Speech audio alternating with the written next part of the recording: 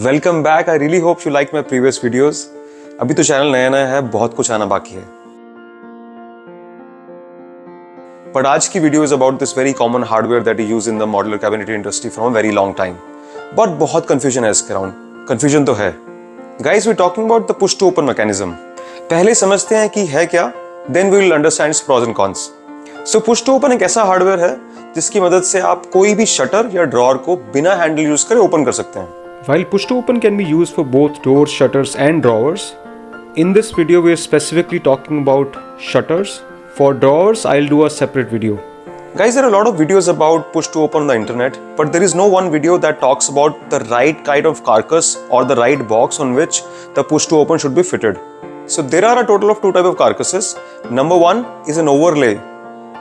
In the overlay type, the shutter or the drawer fascia sits right on top of the carcass.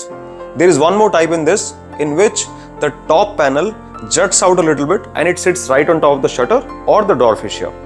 The second type is an inset one. In the inset one, the shutter or the drawer fascia sits right inside the carcass and it goes flush with the side panel and the top and the bottom panel. In modular, we generally prefer the overlay carcass. That is because if there is any gap between the sizes of the shutter or the carcass, if it is sitting on the top, it will fit nicely. But if it goes inside to form an inset one, then if there is any gap between the size of the shutter or the drawer fascia and the size of the carcass, you may end up seeing that. It becomes quite glaring. Guys, there are a few pointers that you need to keep in mind while using a push to open mechanism. The number one is whether you're using an overlay or an inset carcass. In both the cases, there has to be a gap of 2 to 4 mm between the carcass and the shutter, or rather between the mechanism, the push to open mechanism and the shutter, so that you can push the shutter and open it.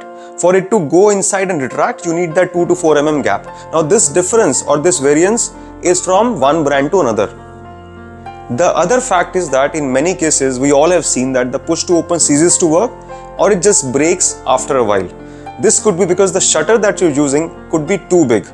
So remember that the shutter size should always be small.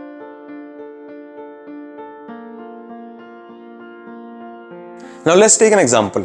If you were to use the push to open mechanism in a wardrobe where the lower part has bigger shutters, and obviously like I said, there you should not be using the push to open, and let's say you're using the push to open in the loft shutters, there you need 2 to 4 mm of gap for it to go inside and come out.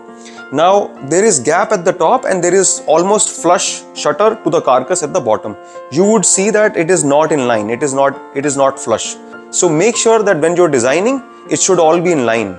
I would do another video where I would talk extensively about how to use the push to open mechanism when you have a bigger shutter and a smaller shutter put together in a wardrobe or any other cabinet. Now here are some pro tips.